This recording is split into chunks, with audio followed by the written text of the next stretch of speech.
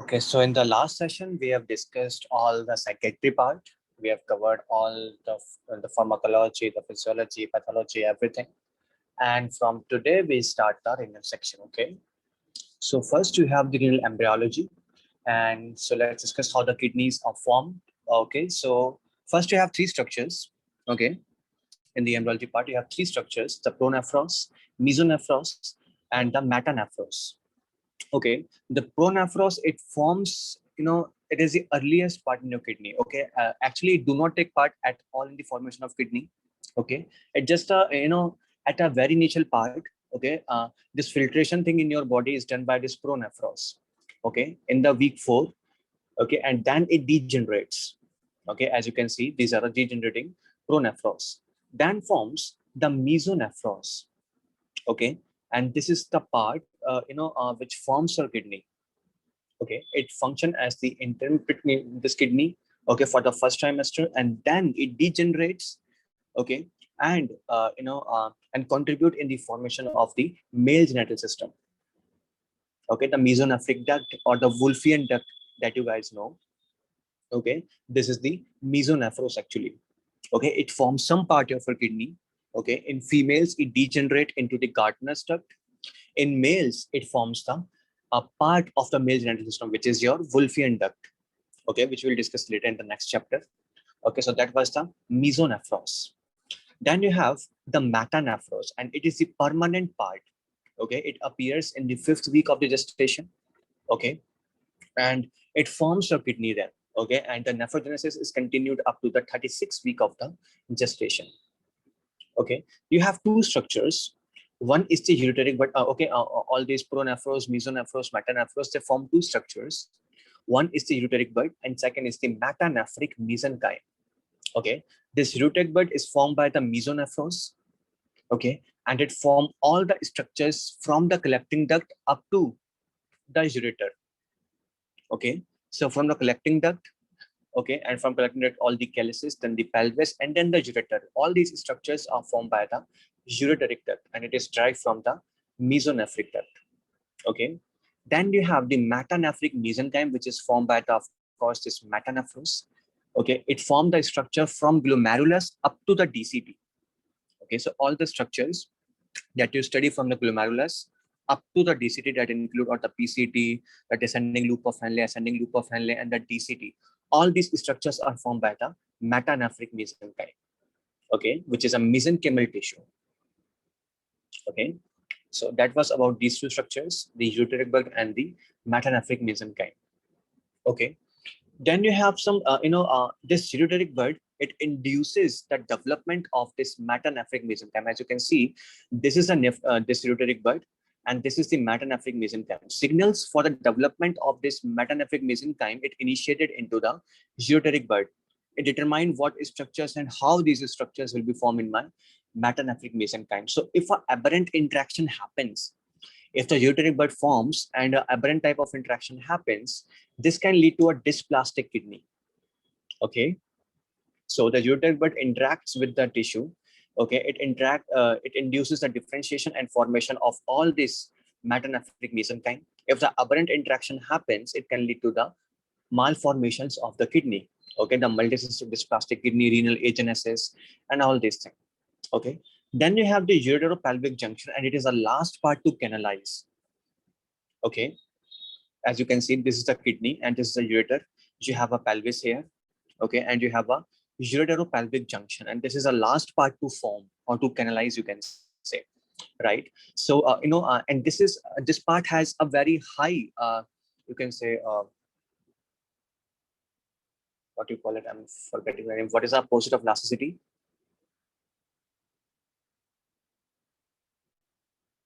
Anyone? What is the opposite of elasticity? Compliance. Yeah. Okay, this part has the highest compliance, so it can accommodate a large volume of urine in it. Okay, so in a scenario where you have any kind of a blockage after the ureter, any kind of a stone or some kind of a malformation, that can lead to the accumulation of all the urine at this ureteropelvic junction. Okay, and that can lead to the hydronephrosis. Okay, so it is the last part to canalize. Any congenital obstruction can happen, and that can lead to the prenatal hydronephrosis, and it can be easily detected by the prenatal ultrasound. Okay, very important to know. So yeah, that would be about all these structures. So first we have the pronephros, which will be degenerated and not take part at all in the formation of kidney. You have a metanephros that forms this ureteric bud, okay, and it forms in male, the Wolffian duct. In the females, it forms the Gardner's duct. Metanephros, it forms the metanephric mesenchyme, okay, and takes part in the all the nephrogenesis, right? You have ureteric bud, you have metanephric mesenchyme, you take what forms all these structures from my collecting duct up to my ureter. The metanephric mesenchyme form the structures from glomeruli to the DCT. It is a ureteric bud which forms or induces a differentiation of the metanephric mesenchyme. If an aberrant interaction happen between two, you can it can lead to the malformations of the kidney, like the renal agenesis or the multicystic dysplastic kidney. How these things happen, we will discuss in the next page. Okay. In case if you do not have any formation of the ureteric bud, in that case, this bud cannot induce a differentiation of metanephric mesenchyme. In that case, you can have a renal agenesis. If the ureteric bud forms and it sends improper type of signal, okay, in that case, you can have a cyst in the kidney, or you call it a multicystic dysplastic kidney. So depending upon how the interaction is happening or not happening at all, you can have different type of malformations. Okay, the uretero-pelvic junction, which is last to analyze, it has a very high compliance, so it can accommodate a large volume of urine in it. Whenever an obstruction happens after this ureter, you can have a hydronephrosis in this part. Okay, so yeah, one more thing, the Wilms tumor that it is derived from the this metanephric mesenchyme or the metanephric blastema. Okay, so all these structures which are derived from this metanephric mesenchyme, they can take part in the Wilms tumor. Okay, any doubt? Doctor, I have one question. Yeah. Which tissues interaction lead to congenital malformations? Which Aberrant tissue? interaction, aberrant interaction between two tissues. What are Yeah, these? these are the Ureteric bud. ureteric bud. Yeah, ureteric bud and the metanephric mesenchyme. These are the two tissues. Okay, okay, okay. Thank you. Okay. This ureteric bud, it sends signal to this metanephric mesenchyme for the development. So if signals become very much apparent, if interactions become very much apparent, in that case, all these structures which are going to drive from this metanephric mesenchyme, they become very kind of distorted, right? Okay. Sure. So that thing happens. So interaction between these two tissues should be very much, same, or not should be this apparent. So these tissues are important. Okay, thank you. Okay. Any more doubt? I have one question. Yes. Could you please again explain the pathogenesis of multicystic kidney disease, multicystic dysplastic kidney? You will just wait for the next page. You will encounter this fact. Don't worry. We'll discuss in Okay, a very thank you. detailed next page. Okay. Okay. Now you have the Potter sequence. Okay. See, does anyone know how this amniotic fluid forms? Urine. The urine, and how it get absorbed? The baby. Aspiration. Aspiration. Okay. So in case where this baby cannot secrete the urine, in that case, he will have a low volume of this amniotic fluid. Yes. Right. And what is the main function of this amniotic fluid? Lung development.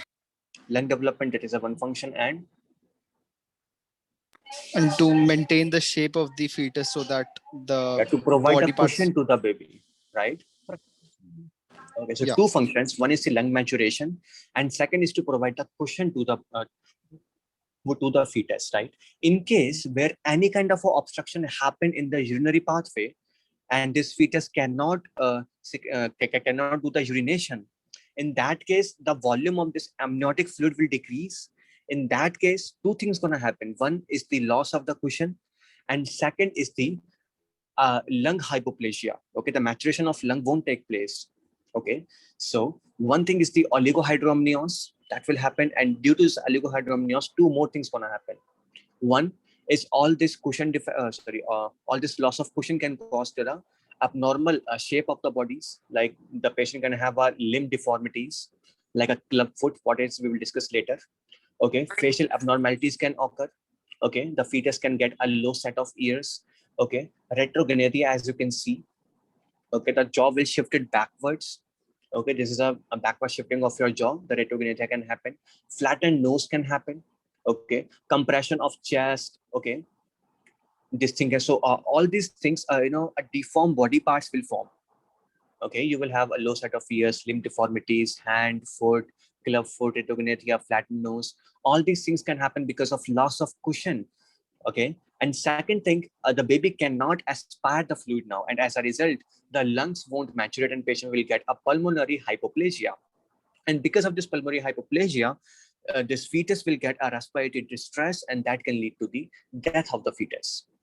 Okay, causes are all the causes due to which the urine secretion will be decreased, and that include the autosomal recessive polycystic kidney disease, any kind of obstruction in the urinary pathway, like any posterior urethral valve, okay, any bilateral renal agenesis, chronic placental insufficiency. All of these things can lead to the Potter sequence. So anything which decreases the volume of urine, okay, it will cause the Potter sequence.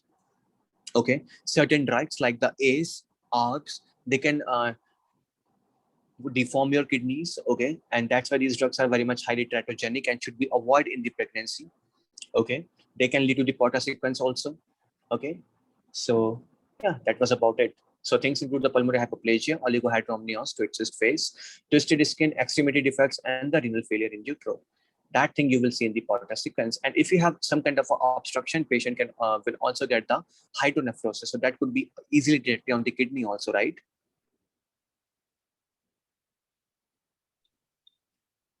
So that was about the Potter sequence. Any doubt?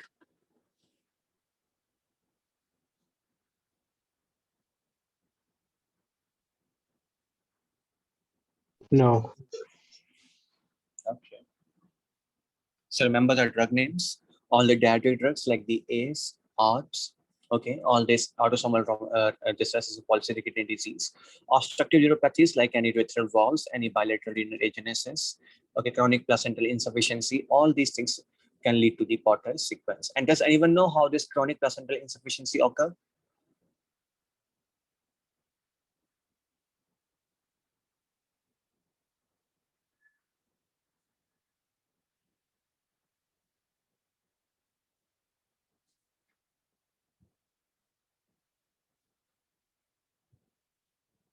No?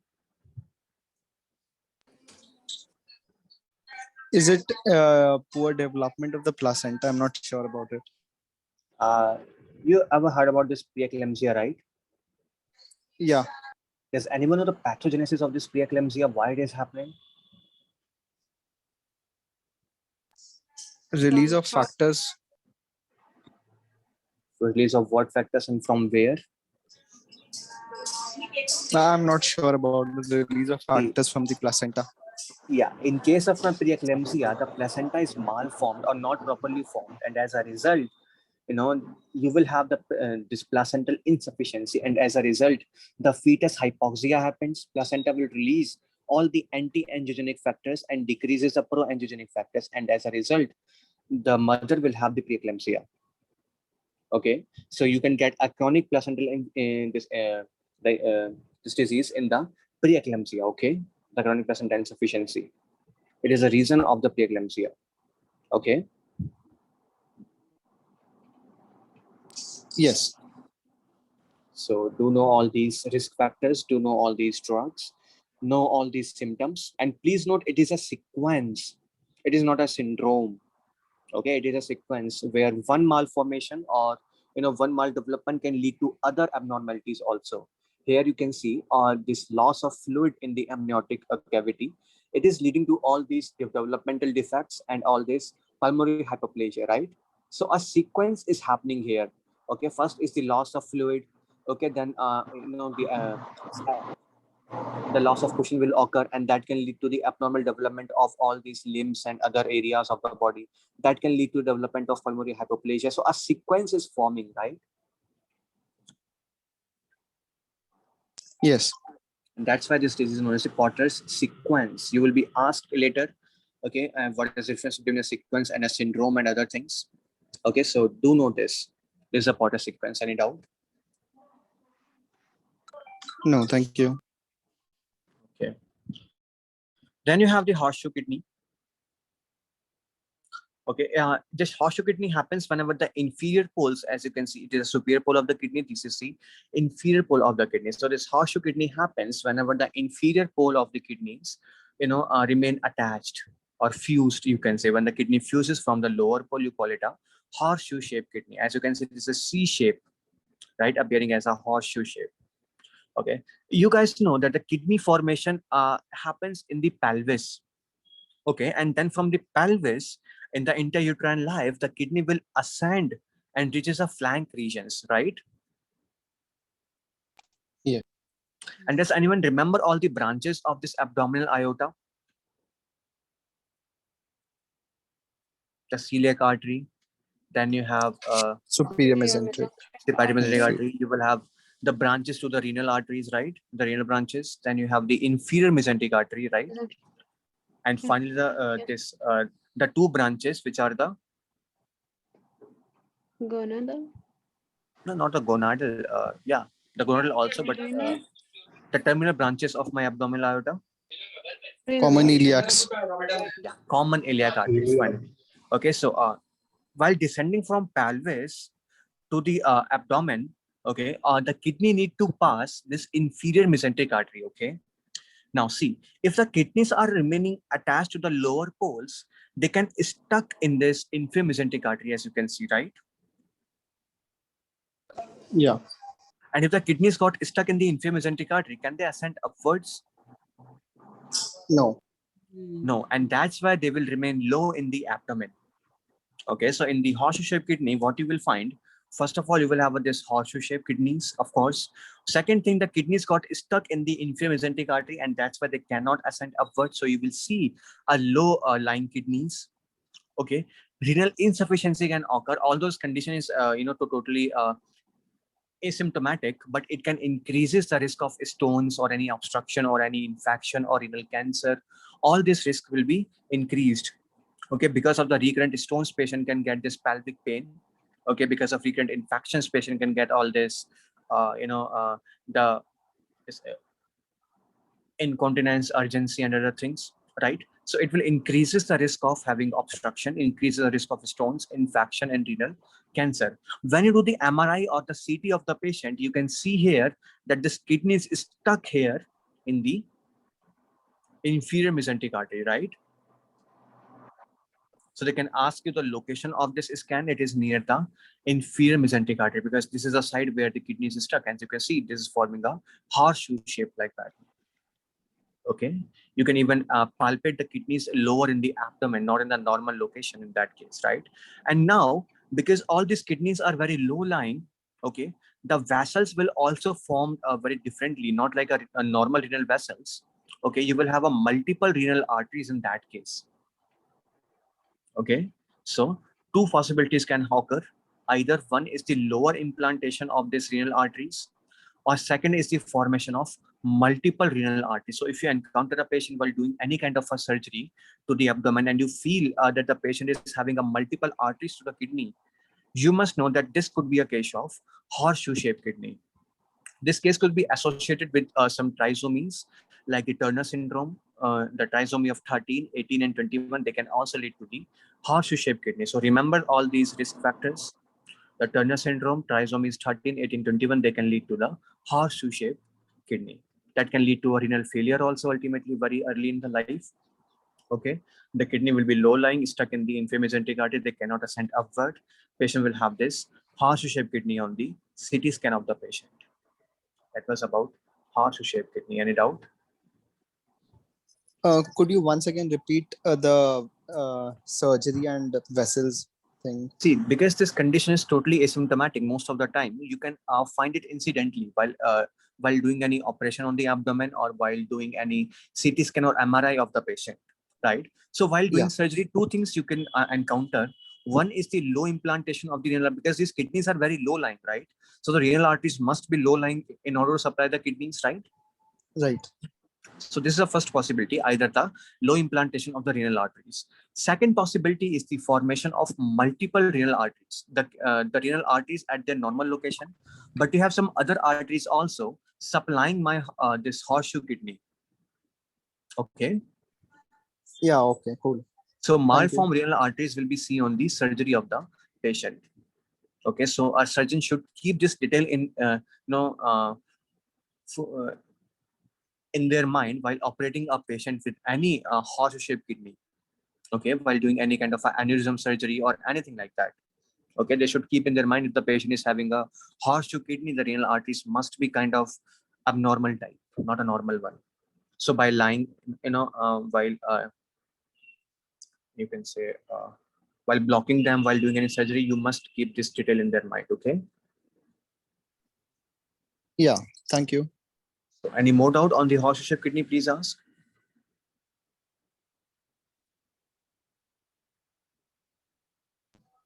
No, thank you. Okay. Then you have some malformations of the kidney, and first is the congenital solitary function kidney. As the name suggests, only one kidney will be functionable. Okay, only one kidney, right? So can my patient has this Potter sequence if the one kidney is functioning? No. No, the patient won't have any Potter sequence in that. Only when the bilateral kidney got damaged or become non-functionable, that only you can have a Potter sequence. Because even if you have a little amount of volume of urine, okay, it will be sufficient, to provide the cushion to my fetus, right? So even if one kidney is functionable, it will secrete a sufficient amount of urine. Okay, so you will have only one functioning kidney.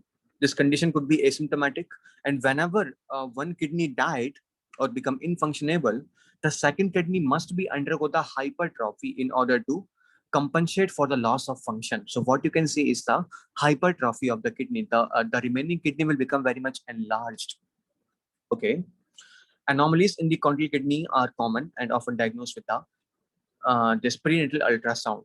Okay, the one is the urinatal renal agenesis, and that happens whenever the ureteric bud fails to develop, because you know that is a ureteric bud that induces a differentiation of the metanephric mesenchyme, right? Yes. So if the ureteric bud is not there, it won't induce the formation of a metanephric mesenchyme. In that case, I will have a loss of one kidney. If bilateral ureteric bud fails to develop, I will have a bilateral renal agenesis. Okay, but in this case, only the one ureteric bud is fails to develop. Okay, so we'll have a complete absence of one kidney. This increases the risk of developing the FSGN, which we will discuss later. Okay, the focal segmental glomerulonephrosclerosis, we will discuss that later. Second, you have the multicystic dysplastic kidney. In that case, the ureteric bud forms, okay, but it sends a improper kind of signals. Okay, it fails to induce the differentiation of the metanephric mesenchyme. So see, metanephric mesenchyme is there, ureteric bud is there, but the differentiation of this metanephric mesenchyme is not occurring, or a malformation of this metanephric mesenchyme occurring. As a result, you will have many cysts in the renal parenchyma. Instead of a normal renal tissue, you're having a cyst in the kidneys, and that forms the multicystic dysplastic kidney. You guys know one more disease where you can have a cyst in the baby, and that is ARPKD. yeah, autosomal recessive polycystic kidney disease. In both the conditions, you're having cyst in the kidney. So how will you differentiate between the multicystic dysplastic kidney and the ARPKD? Multicystic dysplastic kidney will be absolutely non-functional, but ARPKD will function to a certain extent, I think. Uh, okay, that could be sometimes happen. But the major thing is that it is a solitary function, this kidney defect. Okay, this defect happens in one kidney only most of the time. Very rarely this this kind of a defect can affect both of my kidneys, but most commonly this defect only affect only one kidney. Okay, while in case of my ARPKD, the cyst will be found in both the kidneys. Okay, so ARPKD will be bilateral, and this multicystic dysplastic kidney will be unilateral. If you have a bilateral multicystic dysplastic kidney, it will become very much hard to diagnose this condition. Okay, you need to look for other defect also, uh, like the liver development defect. Okay, because you know in case of my this ARPKD, I will also have this liver dysfunction, right? The portal hypertension I will get. Yes. right? So look for the other defects also in that case. So please note that this is a most commonly unilateral defect, but a bilateral defect can also be happen. And if this bilateral defect happens, it must be differentiated from the ARPKD by looking for other defects also. Okay. So you will have cyst and the connective tissue in place of a normal kidney. It is predominantly non-hereditary and usually unilateral. If this bilateral multicystic dysplastic kidney occurred, that can lead to the Porter sequence also, and that exactly happens in your ARPKD also. Okay, so this is the loss of function of one kidney. What happens if you get two ureteric bud instead of one? In that case, you will get two pelvis, you will get two ureter, right? Yes. And that could be easily seen on the ultrasound. So a duplex collection system can happen because of a bifurcation of the ureteric bud, okay, before it enters in the metanaphoric blastema, that creates a Y-shaped bifid ureter. Or this condition can also happen when two ureteric bud form instead of one on each side. Okay, duplex cluster system can also occur through the formation of two ureteric buds reaching and interacting with the metanaphoric mesenchyme or metanaphoric blastema, right? And this will be strongly associated with the vesico-ureter reflex. What it is, we will discuss later.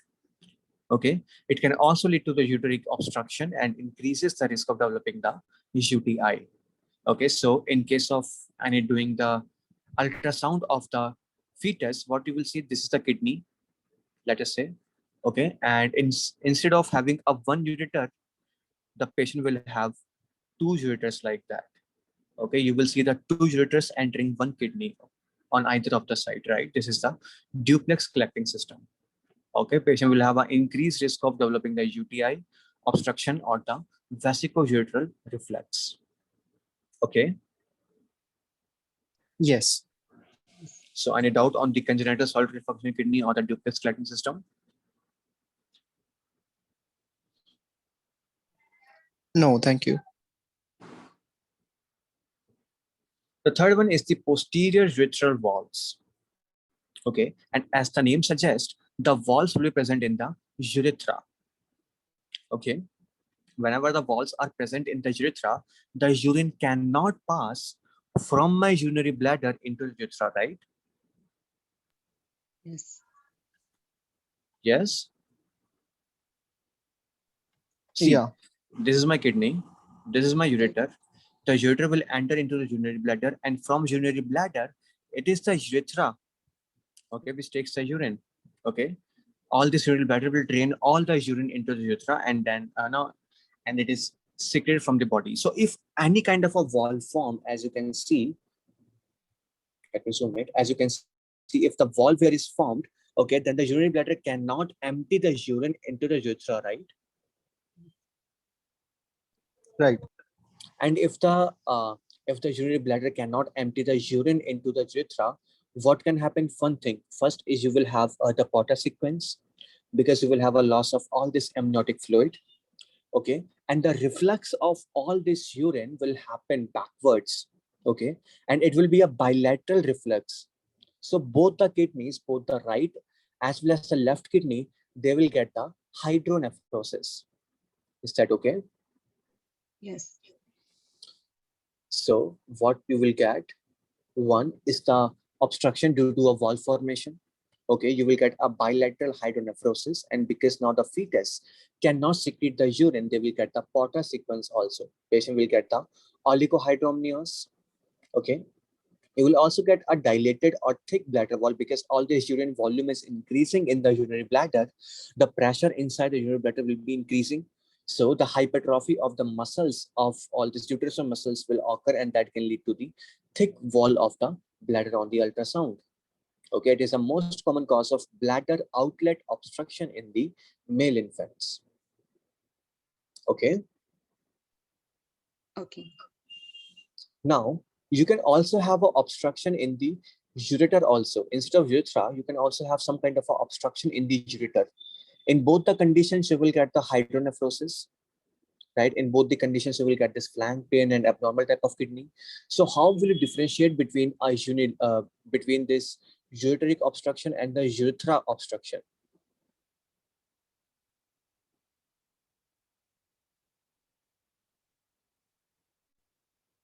Are you getting my question?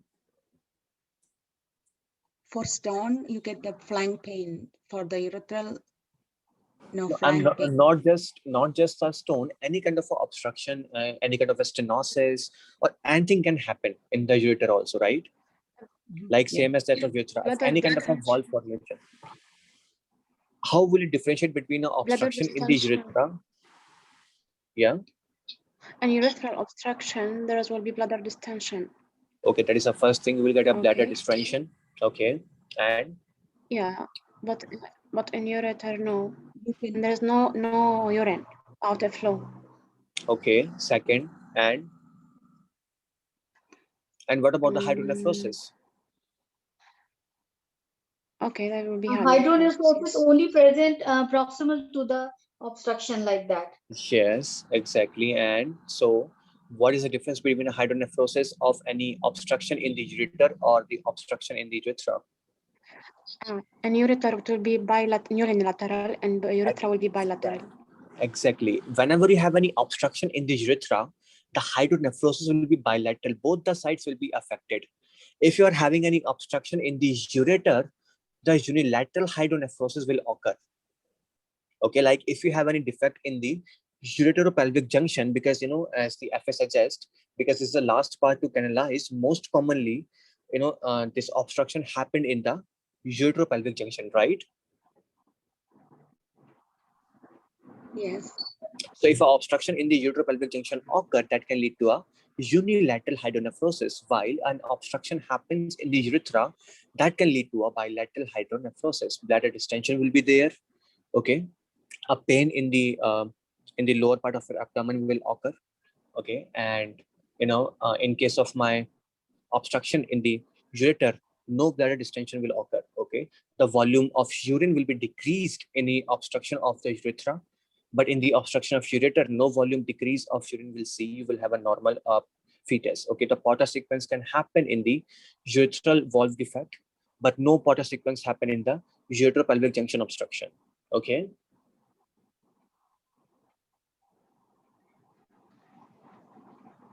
Yes, okay. Okay, so do remember this posterior urethral valves. Any doubt in the posterior valves, please ask.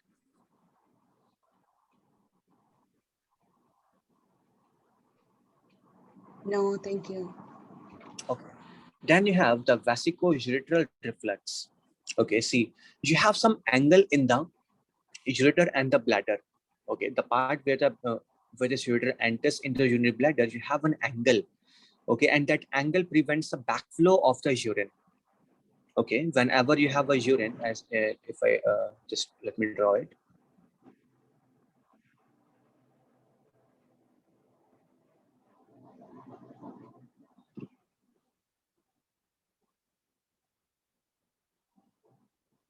This kind of a thing is present in the kidney. Okay,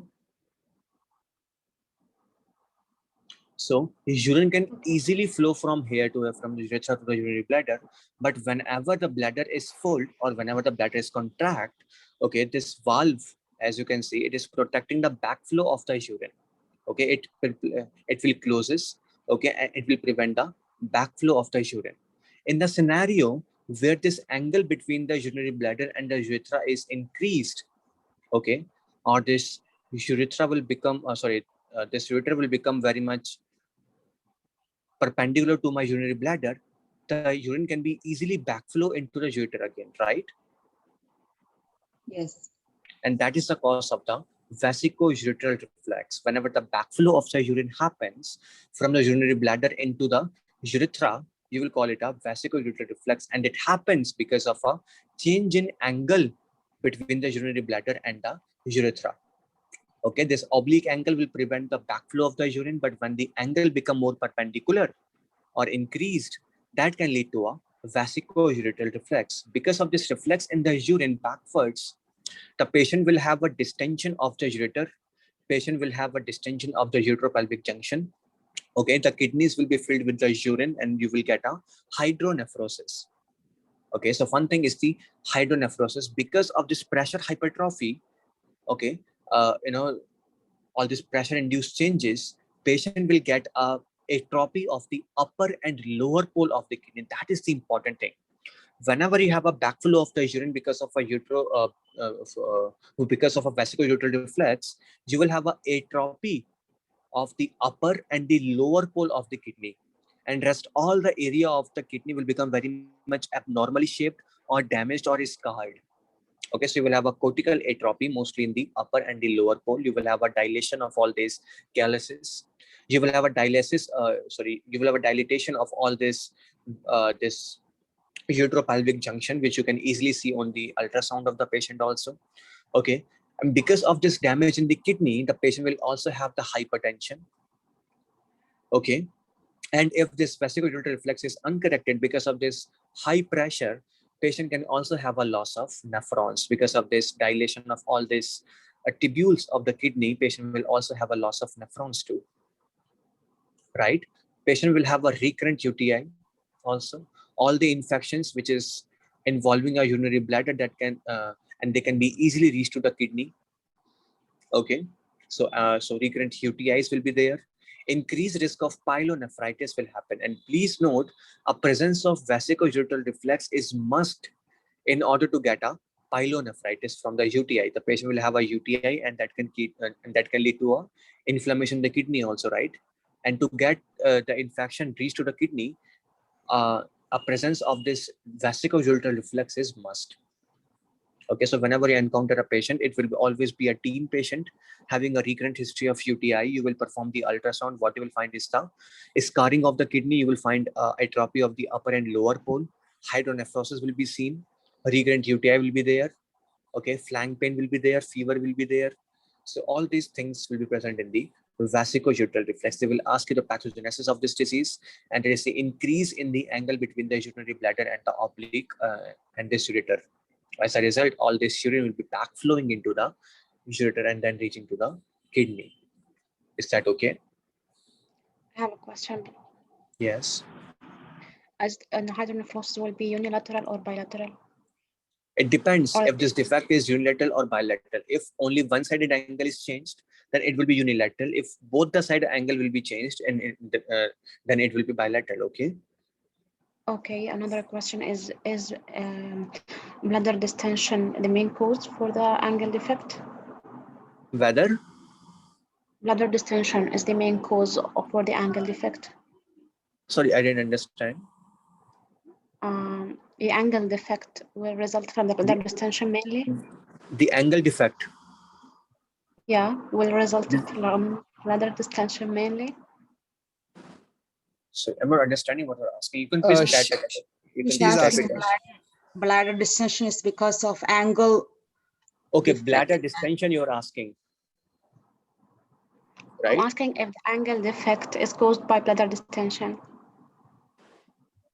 If the angle defect is caused by the bladder distension, you're asking, right? Yeah. No. It's not because of bladder distension. It happens like that only, right? Sometimes it could be hereditary also, because this condition can be run in the family. Okay, and because it is a very teen patient, so it's not because of bladder distension. Okay, it just happened like that. Okay, thanks. Okay, so any more doubt on this page? Any vesicoureteral defect, any urethral valve defect, duplex lacting system, unilateral functioning kidney, horseshoe-shaped kidney, Potter sequence? These are all the congenital defects that can happen in a patient. Okay, some of these defects can lead to the Potter sequence. Most of these defects will lead to the hydronephrosis. Okay, and most of these defects can also lead to the recurrent UTIs. Whenever you have a duplex lacting system, patient will be presenting with a recurrent history of UTI. Okay, if you have a multisystem dysplastic kidney, UTIs will be there again. Okay, and hypertrophy of the kidneys will be there in this condition. Okay, because of a posterior revolved patient will have this Potter sequence. They will have abdominal distension, bilateral hydronephrosis because of this vesicoureteral reflex. Patient will again have this recurrent UTI and a unilateral or sometimes a bilateral hydronephrosis could be there. And the special thing about their hydronephrosis is that they will get a atrophy of the upper and lower poles of the kidney, right? Now you knew about this pronephros, mesonephros, and the metanephros. Mesonephros forming the uterine bud, metanephros forming the metanephric mesenchyme. Please note all these structures which are derived from the uterine bud and the metanephric mesenchyme. Aberrant interactions can lead to the multicystic plastic kidney or the unilateral agenesis. Uretropelvic junction will be last to canalize, so it can lead to the hydronephrosis in this part mainly. Okay. Any doubt on any of this page? No, thanks. No, thank you. Okay, so that was about the embryology. Then let's discuss the anatomy. Okay, and first thing that you must note that let me draw this. This is the abdominal aorta, let's say. Okay, and this is the vein. Okay, this is your left kidney, and this is your right kidney. Okay, as you can see, the renal vein is present on the more right side, right? So the left renal vein is longer than the right renal vein, right? Yes.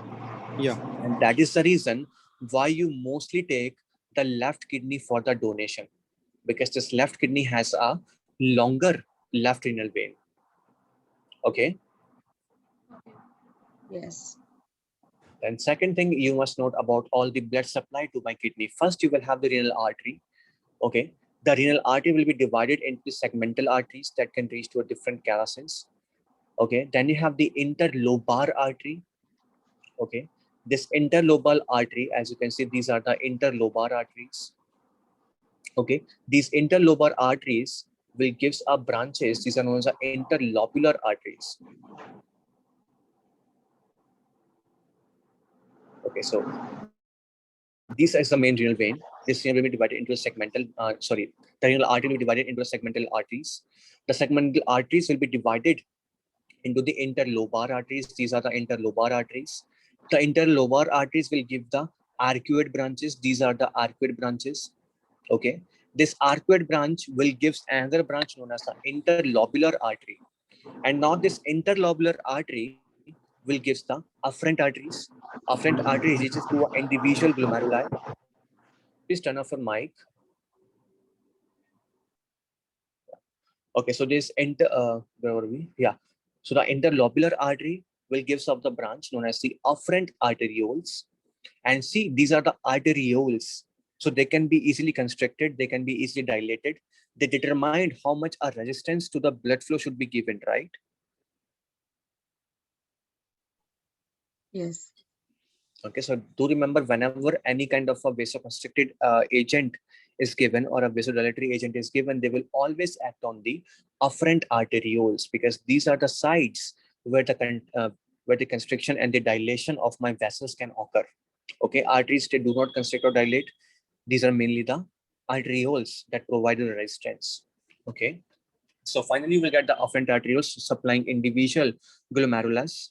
Okay, from glomerulus you will have the efferent arterioles. Okay, these efferent arterioles can either form the vasa recta or they can form the peritubular capillaries, depending upon the type of nephron, whether it is having a very small loop of Henle or they're having a very deep loop of Henle. So depending, they can either have a vasa recta or they can either have a peritubular capillaries. And finally, you will get the venous outflow. Okay. The left renal vein, it receives additional two veins. One is the gonadal vein, okay, and second is the left suprarenal vein. So just remember this fact also. Okay, so left gonadal vein, they instead of draining all the blood into the inferior vena cava, they drain all the blood into the this left renal vein. Okay, while the gonadal arteries are the branch of the aorta only, right? Both the gonadal arteries are the branch of abdominal aorta. Okay, this the right gonadal vein, it drains blood into the superior vena cava. It drains blood into the inferior vena cava, and the left gonadal vein drains the blood into the renal vein. Okay. So whenever any tumor obstructs this renal vein or any kind of a stenosis happens in the renal vein, this can also lead to the this pressure backflow into the gonadal veins also. Yes, lead to varicocele. Yeah, and it can lead to the varicocele. Okay, very important to know. Okay, so I just you know wanted to the understand, so emphasize, sorry. yes, yeah. I just wanted to emphasize a point that the renal artery are direct branch of the aorta, abdominal aorta. Repeat it again, please. I just want to emphasize that the renal artery is a direct Yeah. branch of abdominal aorta. Renal arteries are a direct branch of abdominal aorta. Yeah. Yeah, of course they are. Yes, I just want to emphasize this point. Oh, okay. Renal arteries are the direct branches of the abdominal aorta, and so does the gonadal arteries also. But the gonadal vein, the left one will be draining into the renal vein, and the right one will be draining into the direct into the inferior vena cava. Okay. Okay, thanks. You need to also know that the the watershed zone in my kidney is the medulla. Okay, the medulla is having a very high concentration of all these solutes. Okay, and as you can see, the blood supply is reaching from medulla to my cortex. Okay, but actually, in reality, all the oxygen will be reaching first into the cortex and then into the medulla. Okay, so despite of overall high renal blood flow, the renal medulla receives a significantly less blood flow than the cortex, and that's why it is very sensitive to developing a ischemia. And that's why you have studied one point also in the hematology, that even in a sickle cell disease or sickle cell trait, not a disease, in a sickle cell trait, the patient will be having a normal RBCs, right? But only in the medulla they can again have the sickling of the cells, right? Because of this hypoxic environment here. Yeah. Are you getting my point? Yes. Okay, in the sickle cell this trait, you won't have any the sickling of the cells. You will have a mild sickling overall the body, right? But in case of my medulla part, okay, the sickling of the RBCs will occur even in the sickle cell trait, not in the disease, because it is this area is having a very high concentration of all these solutes, and secondly, this condition, this area is very hypoxic area, right? So please do note that the watershed zone in my kidney is the renal medulla. Okay. Then you have the glomerulus. Okay, for the glomerulus, first we have the afferent arterioles. As you can see, the afferent arterioles, the smooth muscles in the afferent arterioles, okay, at some locations, they become very much modified and they become the juxtaglomerular cells. And the function of these cells is to secrete the renin. Okay, so this afferent arterioles, it has endothelial cells, it has smooth muscles. Modified smooth muscles of the afferent arterioles are known as the juxtaglomerular cells, okay, which secretes the renin. Okay, this afferent arterioles enter into the glomerulus, as you can see. In the glomerulus, you will have some these mesangial cells, which are the supporting cells that support this glomerulus. Okay, and they also has the podocytes, as you can see. Okay, so the endothelium, the basement membrane, and this podocytes, okay, these three things will form the filtration barrier. All the blood must first pass through the endothelium, then it must cross the basement membrane, and then it must cross the podocytes. Only after crossing all these three layers, okay, all this filtrated fluid can enter into the this glomerulus, okay, or the all this part, right? Bowman's Yes. space. Okay. So after exiting, this afferent arterioles will become the efferent arterioles. You also have the this DCT, okay, which has some modified cells also known as the macula densa cells.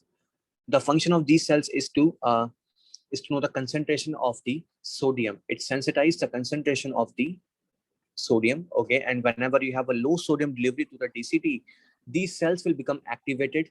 Okay, and it will activate the JG cells to secrete the renin. Okay, so the function of macula cells is to sense the sodium delivery to the DCT. Okay. Yes. Yeah. As you can see on this histology also, okay, these are all the dilated capillaries. Okay, they're all surrounded by a basement membrane. And if you zoom and look in the electron microscope, you can even see the podocytes. Okay, you have all this Bowman's space where the urine is filtrated, where all this fluid from my afferent arteriole will be filtrated. Okay, all these cells you're seeing here, these are the DCT cells, right? They have some modified smooth muscles forming all this juxtaglomerular apparatus. that contains this macular denser cells, JG cells, and some mesangial cells. Okay, so that was about the histology of my kidney and the glomerulus. Okay, so any doubt on this page? So are the juxtaglomerular cells having any effect on the afferent arteriole, or they're just beside it? JG cells affecting my this afferent arteriole. No. Okay, your macula densa cells are between your afferent and your JGA cells. Are they having any effect on the afferent? JG cells secreting a renin that will constrict the the efferent arteriole only, not the afferent arteriole, right? Okay. Is that Okay. what you're asking? No, but I will reword it better in the chat in a bit. Yeah, please write in the chat. I will see that here. Okay, type in the chat box. Any more doubt?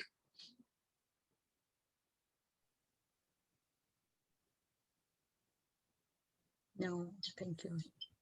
I have one question. Yeah. Yeah, apart from sensing the sodium and chloride concentration, Yeah. I'm talking about the macula densa. Like, apart from that, does it do anything else? No, the main function of the cells is to sense the sodium only. Okay, and then it will stimulate the JG cells. JG cells, yeah. It will stimulate the JG cells to secrete the renin then. Okay. Just Okay, thank sensing you. the sodium, it doesn't sense the blood pressure. Sodium doesn't sense the blood pressure. Why will sodium sense the blood pressure? No. The question is macula densa only sense the sodium concentration Yeah, in the it only circulation. senses the sodium concentration. Yes, nothing It else. does Just not. the sodium. It does not affected by blood pressure. See, when the blood pressure is decreases, the blood flow to the kidney will decrease, and as a Okay, result, the so renal the sodium hypoxia will occur. Oh. Okay. The Can you function repeat, of please? the function of my macular cells is to just sense the sodium level, nothing else. Okay. Whenever you have a low blood pressure, the sympathetic system will get activated. Right? Okay, so the sodium concentration will already be decreased. No, Okay, sodium is same. Sodium is okay, no doubt. See, you have a normal sodium, but whenever you have a sympathetic activation, you will have a beta receptors in the JG cells. That will be stimulated, and they will stimulate the JG cells to release the renin then. In case of low BP. Okay. But So multiple directly. mechanisms. Okay. Yeah. Okay. Thanks. Okay. Is there any effect of a friend with the macular denser cells because they are physically connected? I'm not sure about what kind of effect you're asking about. It just they derive from the afferent arterioles. Whenever you have a low blood flow to the kidney, okay, all these cells, so you will have a low blood flow in the afferent arteriole. In that case, the hypoxia can happen, the BP will be decreased, and in that case, the JG cells will get activated.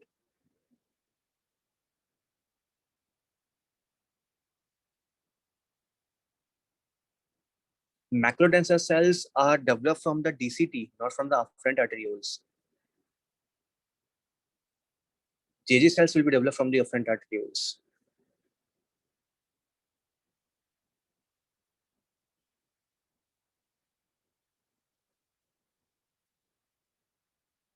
You can ask me later on the WhatsApp if you need more clarification. Okay, we will discuss it there.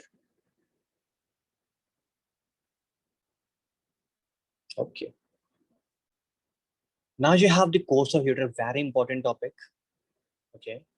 They will do multiple surgeries on the patient and they will ask you what structures nearby can get damaged, or by doing what kind of a surgeries my uterus got damaged. So for that, you need to know all this descent of the course of the uterus. Okay. So for that, you first know that they all the runs from the abdomen up to my pelvis.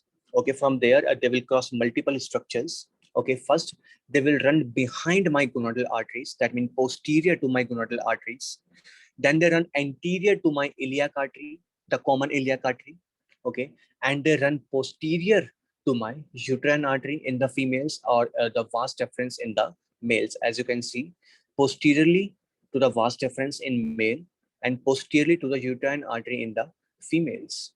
So whenever you perform any kind of a surgery, okay, of the uterus, you must know while ligating the urinary artery, you not ligate the ureter because they lie in very close association with each other.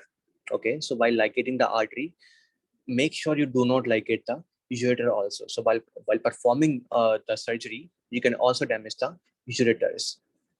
Okay, so please note posterior to my gonadal arteries, anterior to my iliac arteries, and then again posterior to my uterine artery in female or vas deferens in the males. So any gynecological procedures that involves the ligation of the uterine or the ovarian vessels because they run parallel to the ovarian vessels. Okay, parallel to the ovarian vessels and posterior to the uterine vessels. Okay, you may damage the ureter also, and whenever the ureter got damaged, you can have a leakage of the urine. Okay.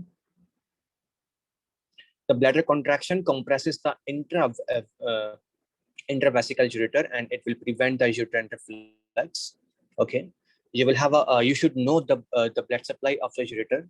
Okay. Because while doing the renal transplant, okay, you can have a necrosis of the ureter and they will ask you what part of the necrosis of this portion which is necrosized, it would be supplied by which artery. So you must know the proximal part is supplied by the renal arteries. The middle part is supplied by the gonadal, aorta, common iliac artery, and the internal iliac artery. The distal part is supplied from the internal iliac artery and the superior vesical arteries. Does anyone remember where these arteries supply? Superior vesical Bladder. artery, bladder. These are the blood supply of our bladder. Okay. So as you can see in a very proximal, you have the kidney. So the renal vessels will supply my ureter. In the middle portion, I have the this aorta nearby my ureter. I have the gonadal arteries, as you can see, nearby my bladder. Okay, I have this iliac artery near my ureter. So all these three structures supplying the middle portion. In the distal portion, I have the urinary bladder near my ureter. So thus the blood supply to my ureter, this urinary bladder, which is the superior vesical artery, it also supplies my ureter. Okay, so these are the three uh, areas which are supplied by different arteries of my ureter. Okay.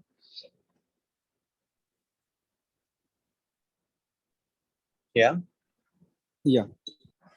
So you also need to know where the compression or any obstruction in my ureter can happen. One is the uteropelvic junction, that is the most common site.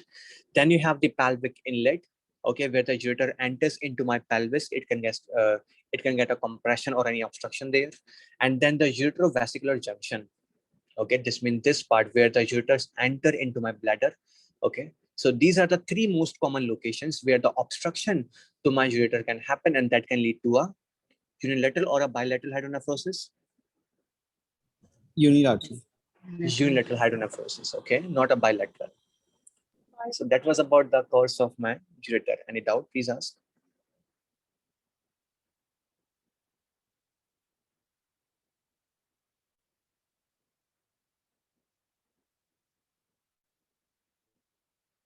No, thank you. So we will take a short break, okay, and then discuss the renal physiology. Then, Okay. Thank you. Okay. okay, thank you. Begin again. So we are done up with the anatomy part, and in the course of ureter, I forgot to tell you one thing, which is the micturition. Okay, you should know all the nerve supply of the bladder. Okay, so for the sympathetic supply, you have the superior and the inferior hypogastric plexus. Okay, it provides a sympathetic supply to the bladder, and as a result, the retention of the urine will happen. Okay, you have a pelvic splanchnic plexus. Okay, that supplies a parasympathetic supply to my urinary bladder, and as a result, the contraction of my uterine all this the uterine muscles will happen, and that can lead to the micturition. Okay, then you have the somatic supply, which is provided by the pudendal nerve. Okay, it supplies the external sphincter of the urethra, and that can lead to a voluntarily a micturition. Okay, so for sympathetic, or you can say the retention of the urine, you have the superior and inferior hypogastric plexus. For the micturition or for the parasympathetic supply, you're having the pelvic splanchnic plexus. Okay, for the somatic supply, you have the pudendal nerve. Okay, do remember these three names for the sympathetic, parasympathetic, and a somatic supply also. Then you have the fluid compartment. Okay, and for that you must know one rule. okay, which is the 60-40-20 rule. Forget it. You must know the 5, 15, and 45 rule. 5 into 3, 15, 15 into 3, 45. Okay. You have a 5 liter of the plasma volume, around 5 liter of the plasma volume or the blood volume. Okay. Then you have a 15 liter of the interstitial volume and the plasma volume combined. Okay. And the 45 liter of the interstitial plasma and the intracellular fluid. Okay. So the total volume of your body is around 45 liters. Okay. The total extracellular fluid is around 15 liter. Okay. And the total plasma volume is around 5 liter. Is that okay? Yes. So if I telling you the extracellular fluid, that includes a plasma volume and the interstitial fluid. In that case, if 5 liter is your plasma fluid, then around 10 liter is your interstitial fluid. And if you subtract 15 out of 45, you will remain around 25 liters, right? Yeah. Yeah. Okay, so it is so this is your intracellular volume. Okay, so do you remember the drugs we have discussed? All the lipophilic drugs, the lipophobic drugs. Remember the volume of distribution. Yeah. So when I say that a drug is highly plasma bound or the drug is having a very large size that it cannot cross my endothelium, that means a drug is present only in the plasma, right? Yeah. Yeah. In that case, I will have a volume of distribution around 5 liters, right? Yeah. If I say that a drug is having a very small size and it is very much lightly bound to the plasma, that it can cross the endothelial membrane, then it will enter into the interstitial fluid. So it will be distributed into the plasma as well as into the Yeah. interstitial fluid. In that case, I will be having a volume of distribution around 15 liters. And if I say that the drug is very much small and is highly lipophilic, in that case, it will be distributed through my whole body. It can have a volume of distribution around 45 liters. Is that okay? Yes. So that was all about the this fluid compartments. Okay, you will have around 60% of the total volume water, which is distributed in that way. Okay, 5, 15, and 45. Do remember this? Okay, then you have a and how can you measure the plasma volume? It will be measured by the albumin, because you guys know that the albumin is only present in the Plasma. in my endothelium, right? Yeah, this albumin is only present in the albumin. Sorry, what I'm saying. The albumin is only present in the plasma, right? So it will remain only in the blood. So by giving the patient radioactive albumin, I can measure the plasma volume. Okay, by giving a patient any lipophilic substance. Okay, if I give a patient any lipophilic substance, I can measure all the volume of my body. Okay, the total volume. Okay, if I want to measure the extracellular volume, it can be measured by giving the patient inulin or the mannitol. Okay, that means my interstitial fluid volume as well as my plasma volume, it could be measured by the inulin and the mannitol, because it can easily cross the endothelial membrane, but it cannot cross uh, the cell membrane. Okay, so it cannot enter into the cells, but it can present in the extracellular fluid. So I can measure the extracellular volume and giving the patient in this inulin and the mannitol. Is that okay? Yeah. If I want to measure the plasma volume, okay, I can do it by the formula, which is a total blood volume multiplied by 1 minus hematocrit. Okay, the hematocrit is the volume of my RBCs, and if I subtract the volume of RBCs from the total this blood volume, I can get the plasma volume, right? Yes. Right. So the plasma volume will be equals to total this blood volume minus multiplied by 1 minus hematocrit. Okay, that is the volume of my RBCs. Any doubt on this fluid compartments? No, thank you. No, thank you. Just give me a second.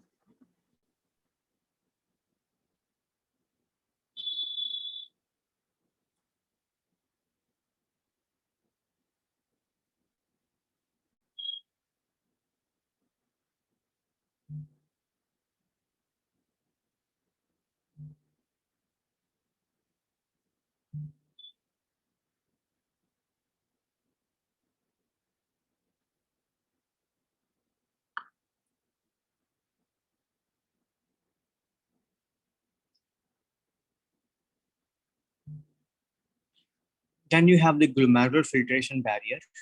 And as we have already discussed, it is made by three things. One is the endothelial membrane, endothelial cells. Then is the basement membrane. And third one is the podocytes. Okay. And you will have the fenestrated capillary endothelium, which we have discussed. You will have a basement membrane made up of type 4 collagen. And then you have the visceral epithelial layer that is mainly made up of the podocyte food processes. As you can see on this figure also, all these thing you're seeing, these are the endothelial membrane or the endothelial layer. Then you have the basement membrane, and then you have the podocyte food processes. On the electron microscope, you can easily visualize them. Okay, if let me zoom. So these are the pores between the endothelium fenestrations that you call it. Okay, then you have this thickened layer, which is the basement membrane, and all this darker part that you can see here, these are the podocytes food processes. And all the space that you see here, that is the Bowman's space. Okay.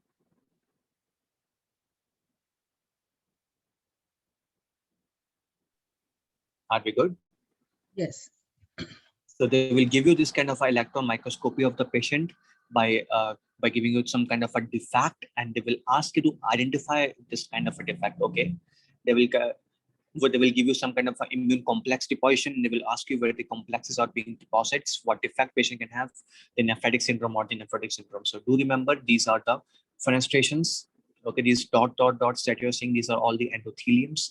These processes you're seeing, these are the food processes, and between you have the basement membrane. Okay. For the filtration of a substance, it need to be smaller than all these pores which are present here, right? The fenestration capillaries can, they can permit the entry of a substance which is less than 100 nanometer. Okay. And the podocyte food processes, they can only allow a substance which is less than 50 to 60 nanometer. So any substance, any protein who is having a size less than 50 or 60 nanometer, it can cross this filtration barrier easily. Okay. And that's why some smaller proteins like a beta 2 microglobulin and some other proteins, they can appear in the urine sometimes.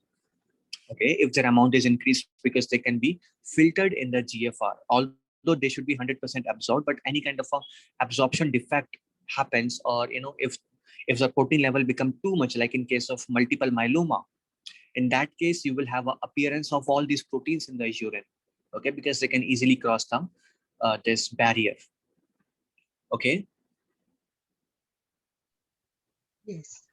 Yeah. And please note that this barrier, it has negative charge, and your proteins also has the negative charge, right? Like the albumin. The size of albumin is very small, very, very small, but it is the actually charge of these podocytes which is preventing the filtration of my albumin. So in a scenario where this charge is lost, that means if I have a damage of these food processes, okay, I will have a loss of this negative charge. In that case, I will have a filtration of albumin also, and that's exactly what happens in the nephrotic syndrome. Okay. Yes.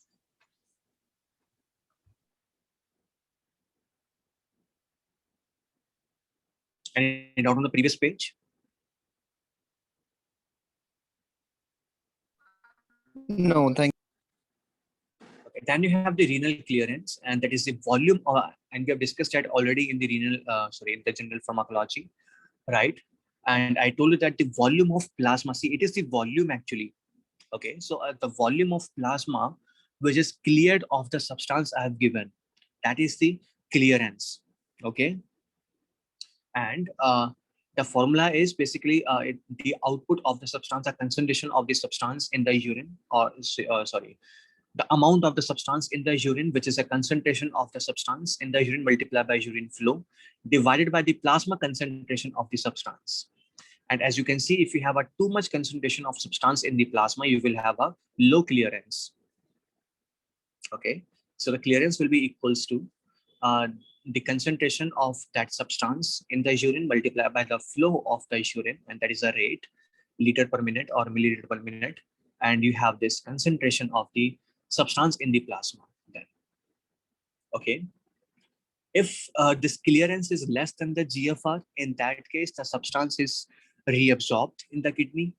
If the clearance is more than the GFR, that means substance is being secreted into the tubules.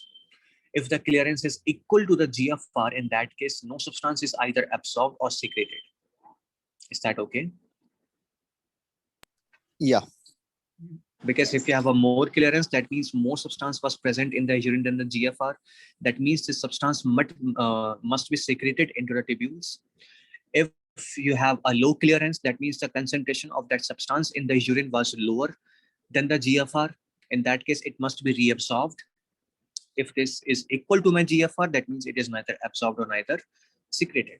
Then you have the GFR, and you measure the GFR by giving the patient inulin, because this inulin can only be entered into the tubules by the GFR through the glomerular filtration. It cannot be secreted, it cannot be reabsorbed into the tubules. Okay, so it is freely filtered, okay, and neither reabsorbed nor secreted. Okay, so whatever the amount of inulin is present in the renal tubules, it all must be come from the GFR. So if I measure the clearance of the inulin, I can easily find the GFR of my patient. Okay, so the clearance of the inulin will be equal to GFR, which will be equal to the concentration of the inulin in the urine multiplied by the flow rate of the urine divided by the plasma concentration of the inulin. Okay, then you have certain pressures that are the this is the hydrostatic pressure and the oncotic pressure. You guys already know that the oncotic pressure always opposes the filtration and the hydrostatic pressure always supports the filtration, right? Right. Yes. So in the capillaries, this is the capillaries, let's say, and this is the Bowman's space, let's say, after the filtration, right? You have certain hydrostatic pressure here, okay, and which will be denoted by this PBS, okay. You have a hydrostatic pressure in the capillaries denoted by the PC, okay. You have some oncotic pressure in the Bowman's space denoted by this pi B, okay. You have you have an oncotic pressure in this capillaries also denoted by the this pi C, right? So see, if you have a high capillary pressure, in that case you will have a more filtration. If you have a more oncotic pressure, you will have a more absorption. That means a decreased filtration. If you have a hydrostatic pressure in the Bowman's space, it will opposes the filtration because it wants to shift the fluid away from the Bowman's space.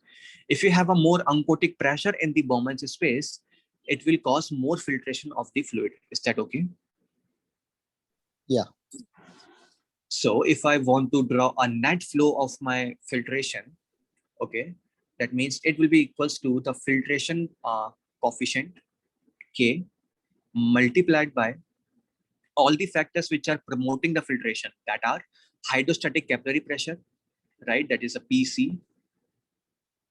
Okay. Then you have the pi B, which is this Bowman's space oncotic pressure. Okay, they will be supporting my filtration, right? Yes. Yeah. Okay, minus all the factors which are opposing. Let me put a big bracket here. Okay, so this will multiply. So minus all the factors which are opposing the filtration, that is the Bowman's space hydrostatic pressure, PB. Okay, plus factor which is again opposing the filtration, that is the oncotic pressure in the capillaries, right? The pi C. Okay. Yeah. So this is a formula of my net filtration. By putting all the values here, you can find, in which direction you're actually having a net flow of the filtration. Okay. So instead of remembering the formula which is present, which is given in the first aid, you can remember this formula also. It is much easier to understand. All the factors which are promoting the filtration minus all the factors which are opposing the filtration. And they are all multiplied by a coefficient constant or a filtration coefficient, right? Yeah. Okay.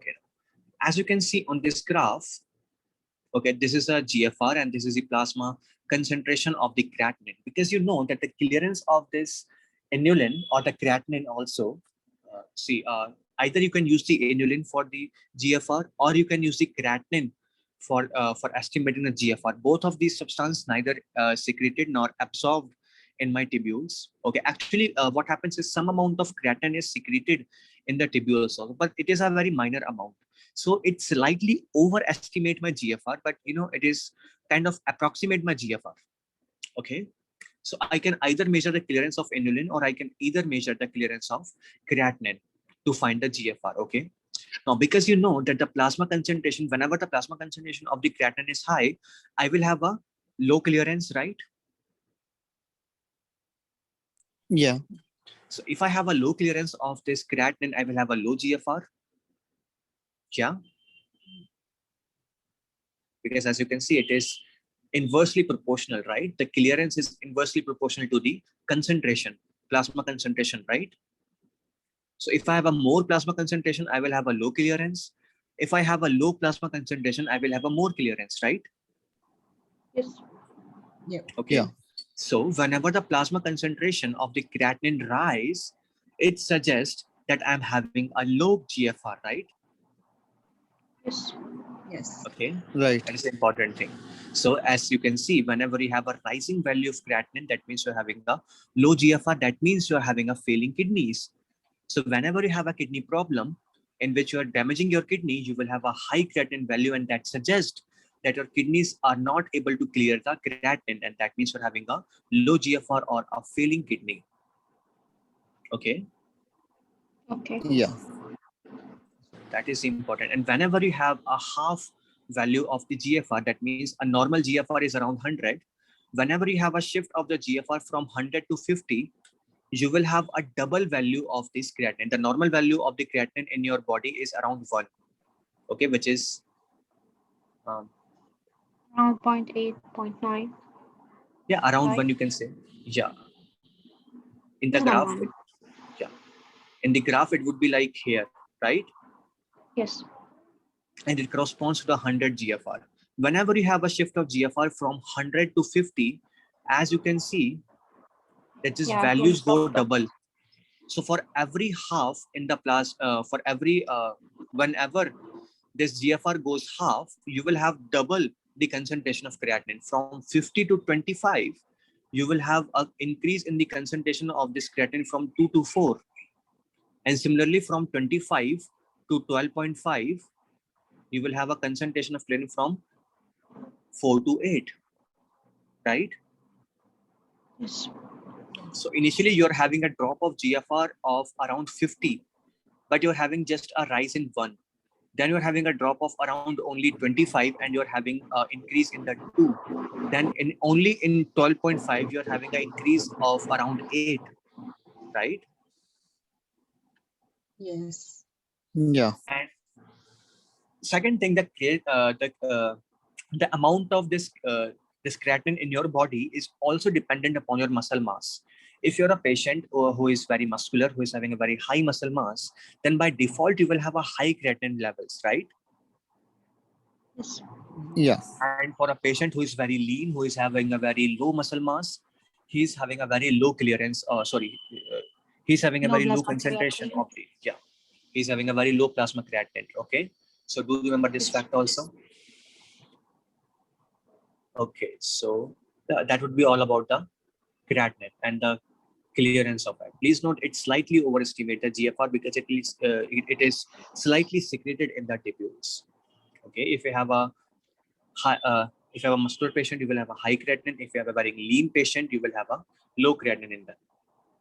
Okay, any doubts? Yes.